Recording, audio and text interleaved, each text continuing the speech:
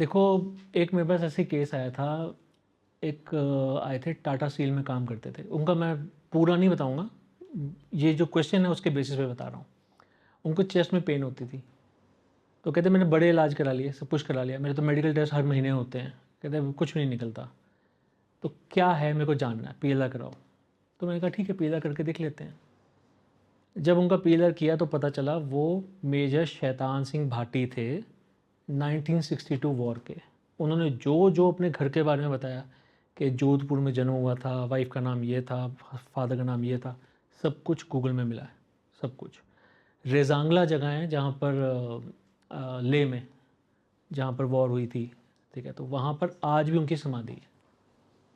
तो उनकी जब हुई थी, उन्होंने जब पीएलआर, उनका जब पीएलआर हुआ था, तो कभी वो एक प्लेटून से दूसरी प्लेटून में ऐसे मैनूवर कर रहे हैं, ठीक है, कि सबको बगअप करना है, ठीक है।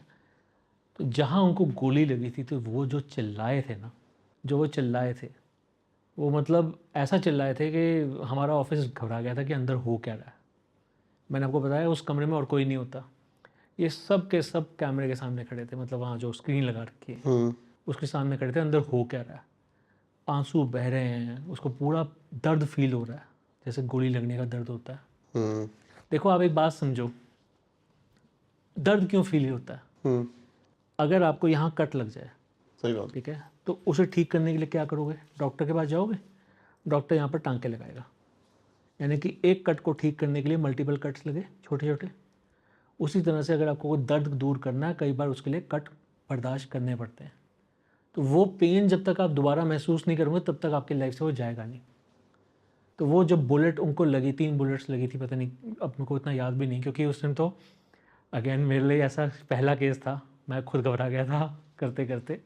जो वो चिल्ला रहे थे, हिल रहे थे, आंसू निकल रहे थे, मुंह से थूकें निकल रही थी, जैसे एक फौजी का हो सकता है। ये भी हालत आ गई थी कि वो पलटने वाले थे। जो हमारी जो रिक्लाइनर चेयर होती है उसमें सीधा लेटते हैं, वो सब पलटने वाले थे। तो उनको बड़ी मुश्किल से मैंने रोका था। तो वो पलटने वाले थे, पर वो पलटे नहीं फॉर्चुनेटली, क्योंकि अगर वो पलटते तो गिरते, ठीक है। तो जो जो उन्होंने उस समय फीलिंग्स हो सकती थी, या फिर जो जो वो दर्द महसूस कर सकते थे, सब महसूस किया उन्होंने। आपने अभी थोड़ी देर पहले बात की पायल मलिक की, ठीक है, उनका अगर आप सेशन देखोगे तो उनके भी आंसू निकल रहे थे। जब वो लेडी का उन्होंने देखा कि वो रो रही है, तो इनके भी आंसू निकल रहे थे। स्पेशली फोकस उस पर किया गया था कि देखो कि ये फीलिंग्स आती हैं।